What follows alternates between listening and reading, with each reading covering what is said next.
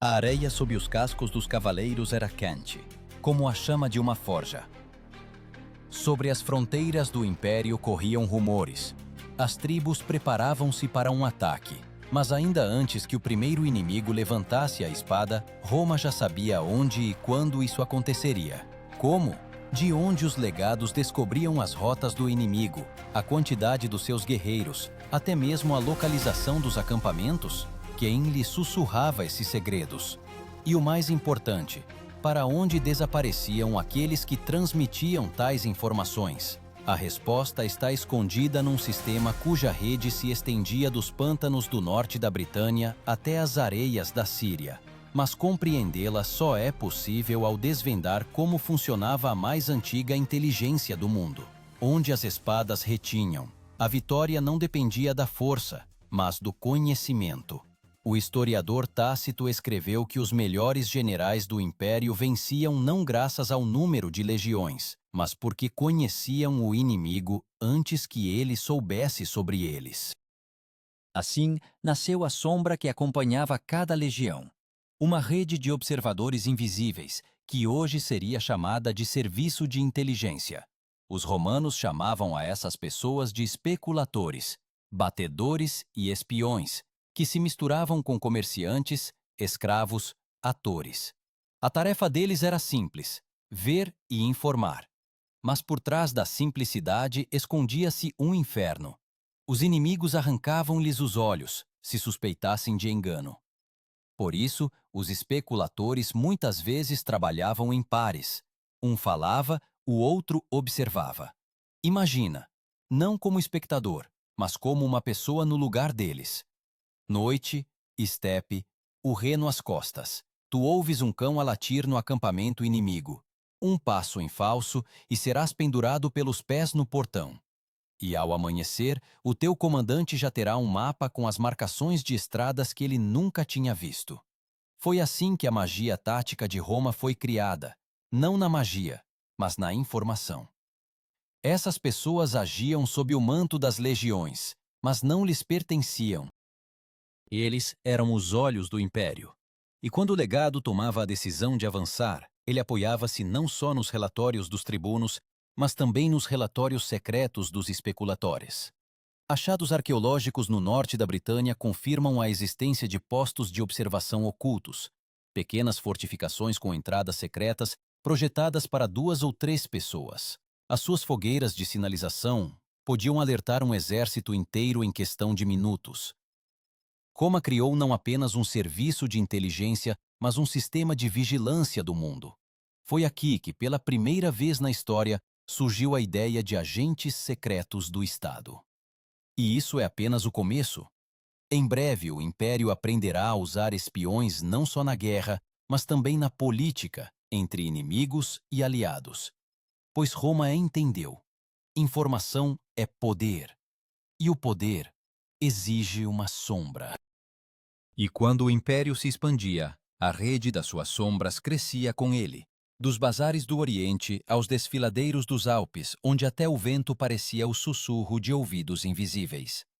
No coração da legião, entre estandartes e tambores, escondia-se uma força sobre a qual os soldados comuns sabiam apenas por boatos. Essas pessoas não usavam armaduras pesadas e não gritavam em combate. Eles desapareciam antes do amanhecer e regressavam quando todos já pensavam que estavam mortos. Eles eram chamados de frumentarii, literalmente os dos cereais. Mas o seu verdadeiro trabalho tinha como cereal apenas uma relação simbólica.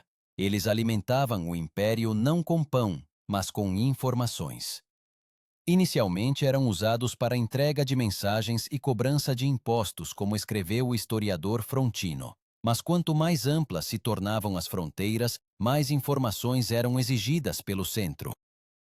E então os frumentarii transformaram-se em agentes secretos, os primeiros espiões burocráticos de Roma.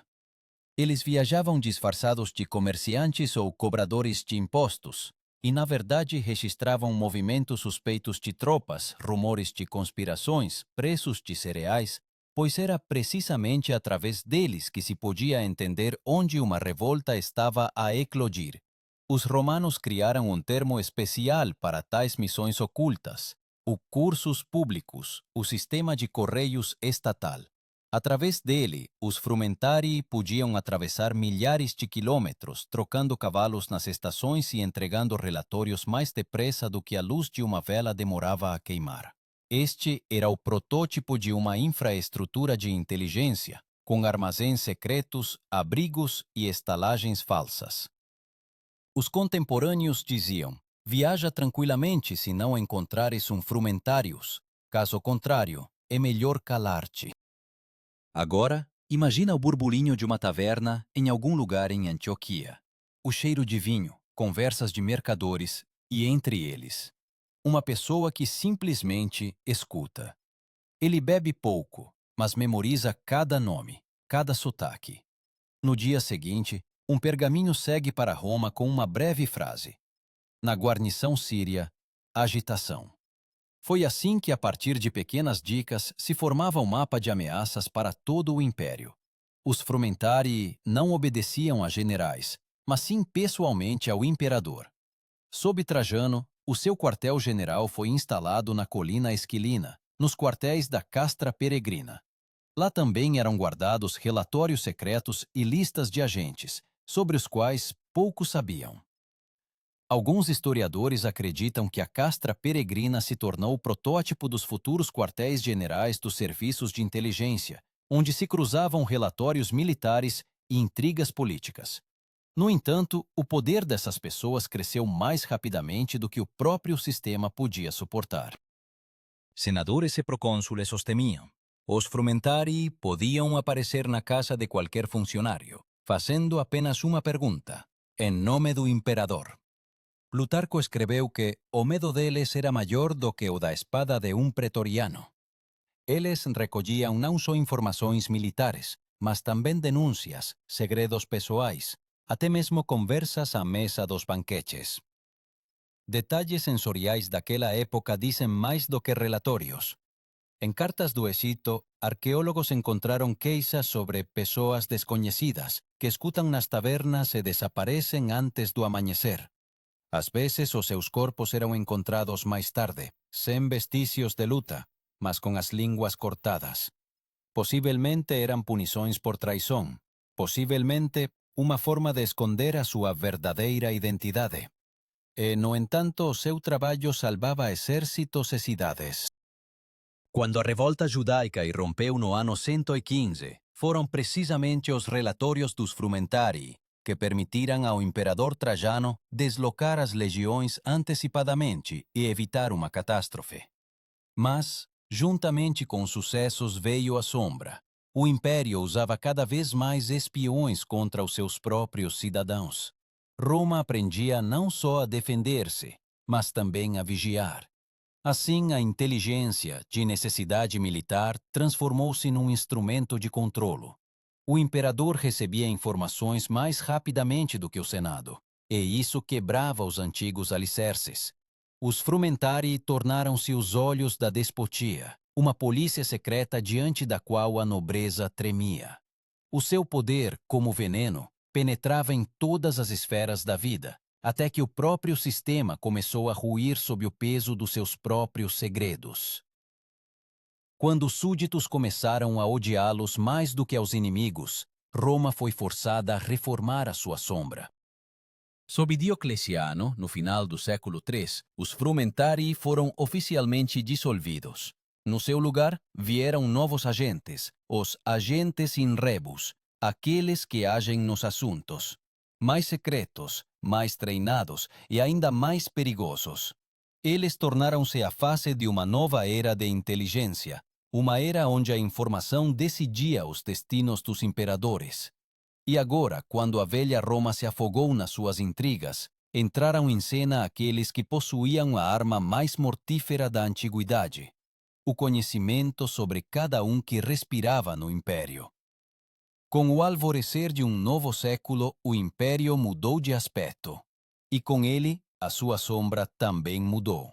Onde antes atuavam os ruidosos frumentarii, surgiu uma nova raça de pessoas silenciosas e invisíveis.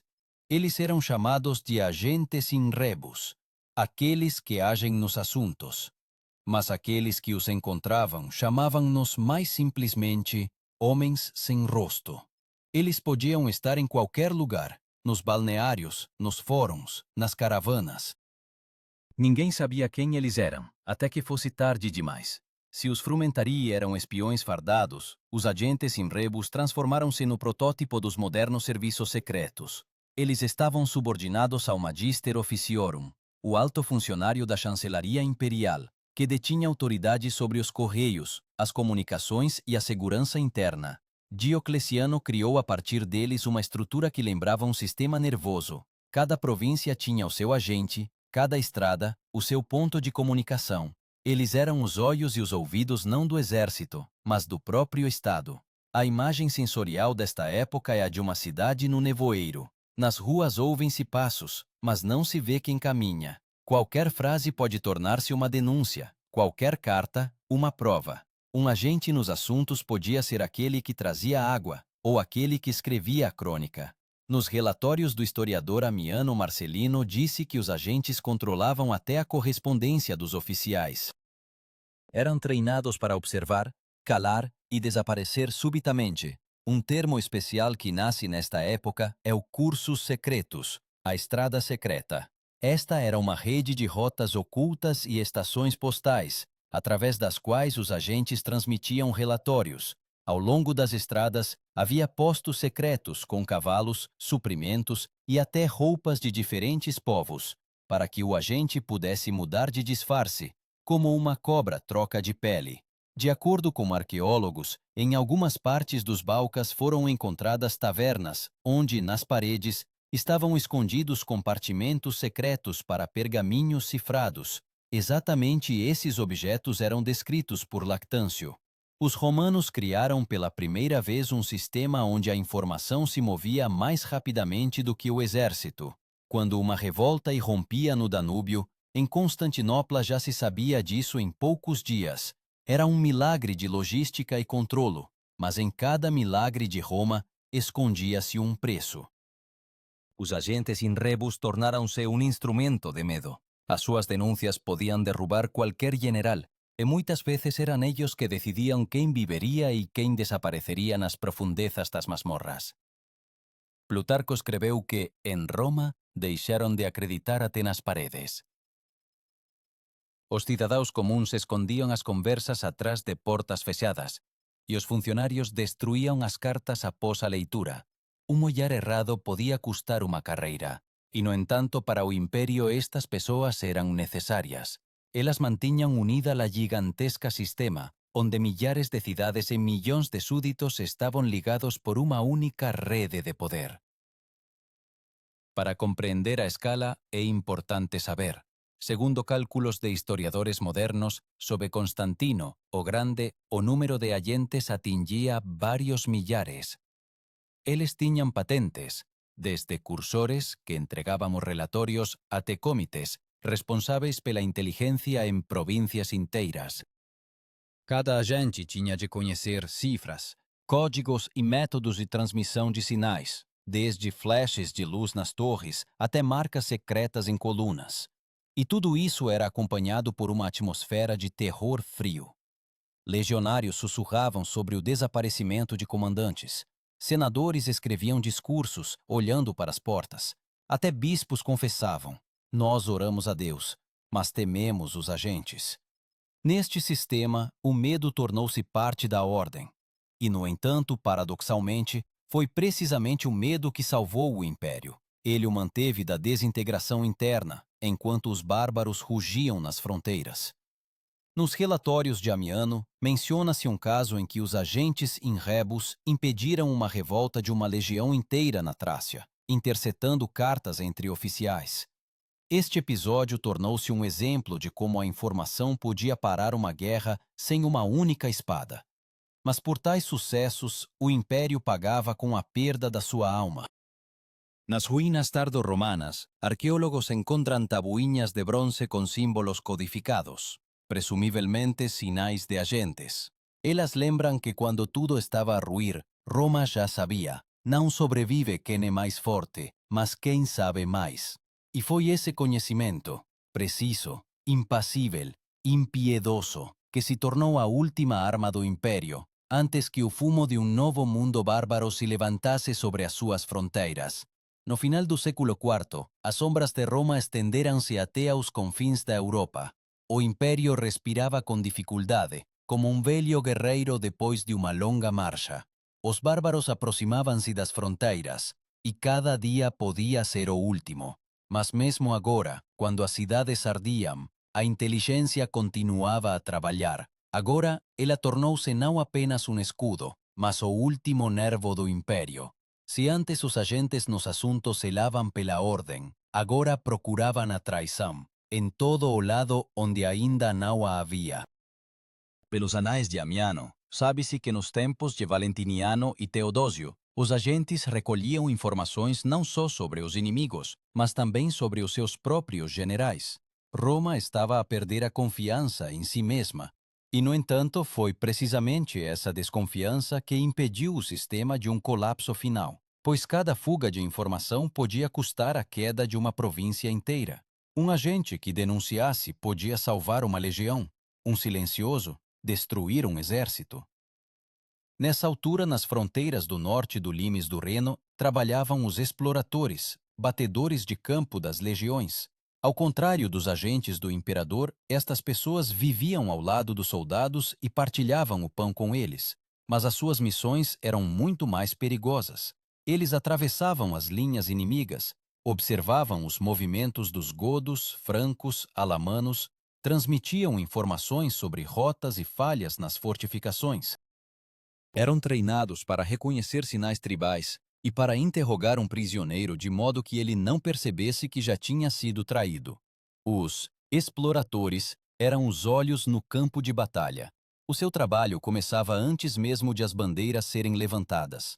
Eles escondiam-se nos arbustos, observavam o fumo no horizonte, contavam o número de fogueiras nos acampamentos bárbaros. Um dos termos que surgiu precisamente nessa altura, stationes, postos de observação temporários, postos ocultos, que serviam de protótipo para as avançadas militares. Arqueólogos encontraram vestígios de tais postos perto do Limes Germanicus, pequenos fortes com estreitas janelas de observação, de onde se viam apenas os topos das árvores. Mas mesmo nessas condições, a disciplina permanecia férrea. Um explorador não tinha o direito de regressar sem informações. No exército romano, o fracasso de um batedor não era considerado um erro, mas uma desgraça. Um dos papiros encontrados no Egito contém o registro "não regressou", significa que morreu como soldado.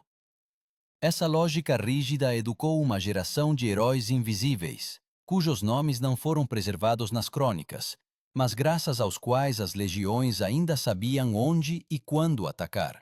Os relatórios militares do final do século IV mostram que a inteligência estava integrada na estrutura de comando. Os centuriões recebiam pergaminhos com anotações sobre o tempo, os movimentos do inimigo, o estado das estradas. Roma passou a depender da informação, como o organismo do sangue. Mesmo com a redução das legiões, os serviços de inteligência continuaram a crescer. Esta era a última parte racional do império, precisa, fria, quase matemática. Mas concomitantemente a paranoia também se intensificava. Os imperadores suspeitavam de todos.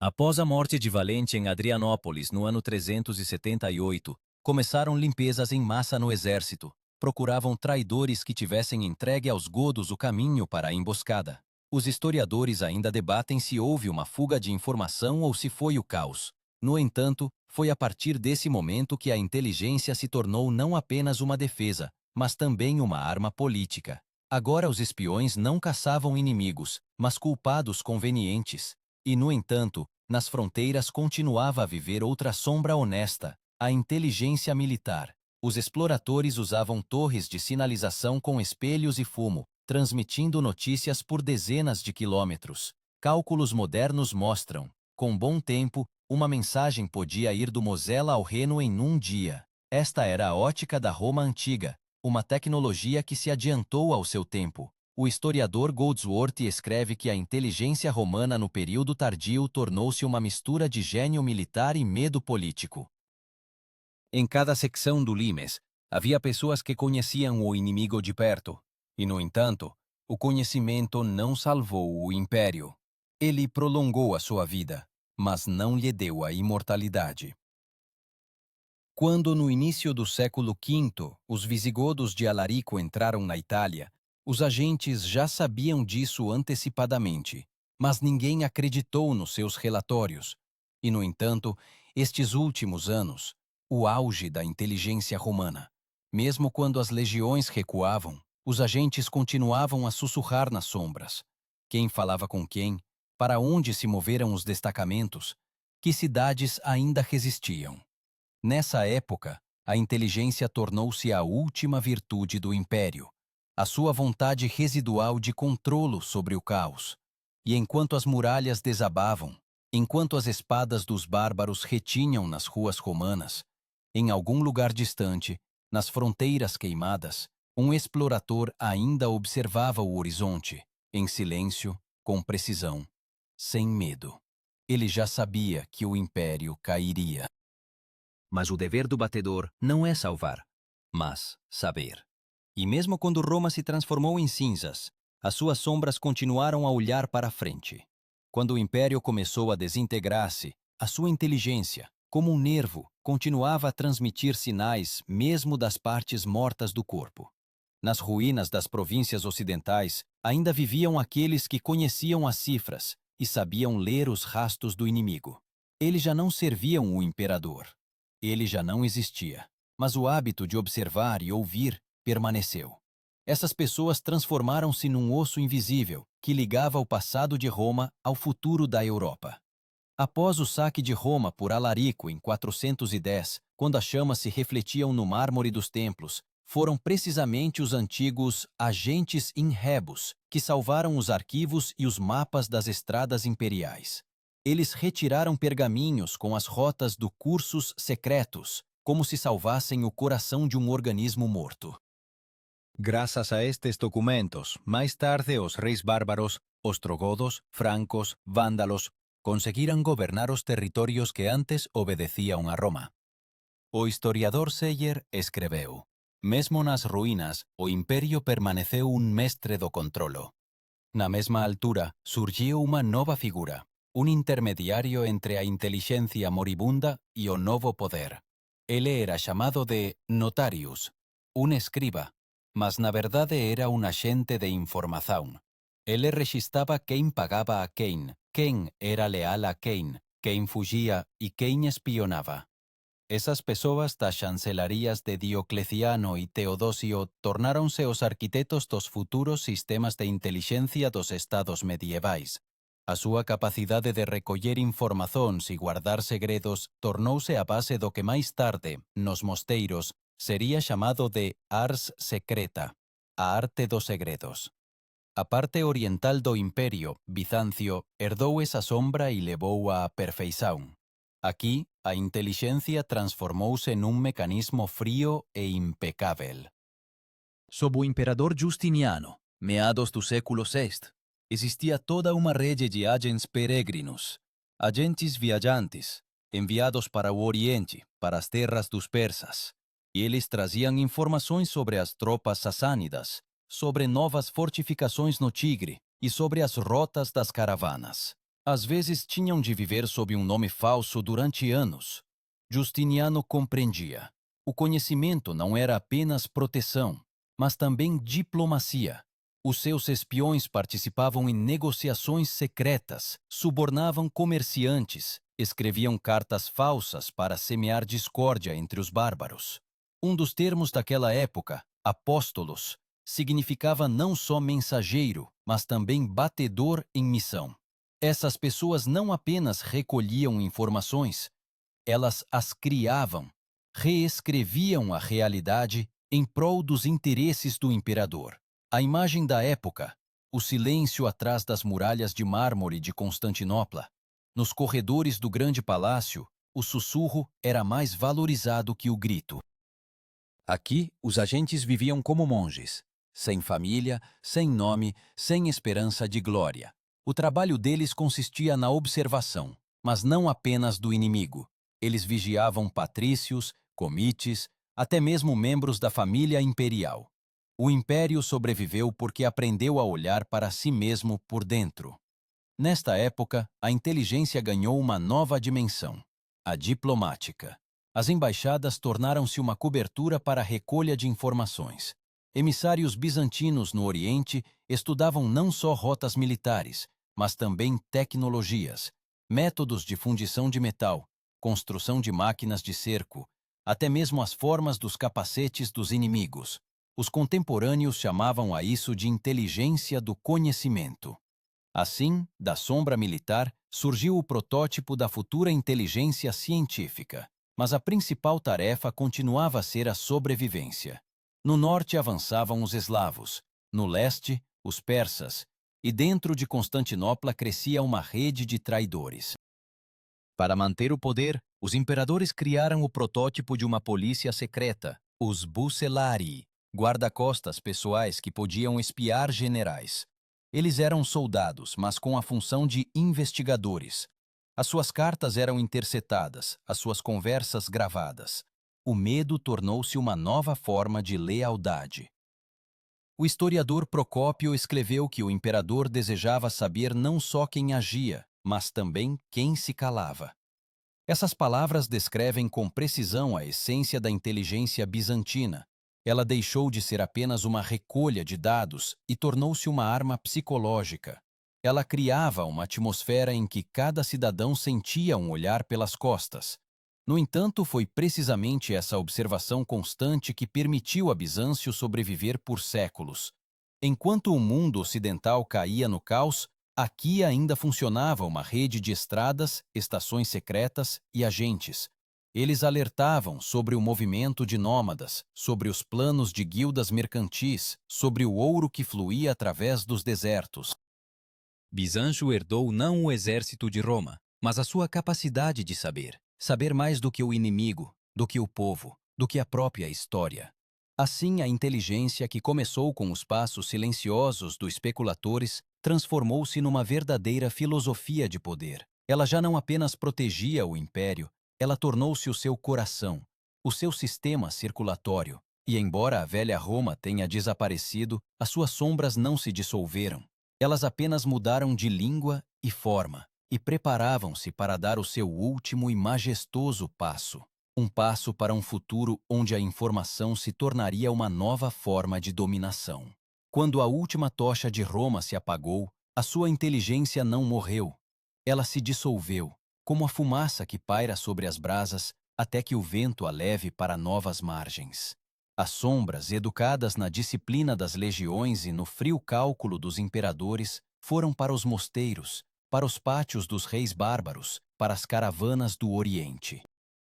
Elas não se chamavam mais agentes, mas a memória da sua arte vivia em cada carta com um sinal secreto, em cada olhar que se demorava demais no rosto alheio. E, no entanto, foi precisamente Roma que deu ao mundo a compreensão fundamental. A força não está nas espadas, mas nas informações. Quando os ostrogodos construíram os seus reinos, eles adotaram não só as estradas, mas também o sistema de vigilância. No reino ostrogótico de Teodorico existiam os tabulari, escribas que recolhiam relatórios de comerciantes e guerreiros. Eram os mesmos velhos agentes in rebus, apenas numa nova roupagem. E mais tarde, Carlos Magno criaria a sua rede de missi dominici, mensageiros reais, e cada um deles desempenharia funções concebidas ainda na castra peregrina. A sombra romana simplesmente mudou de dono.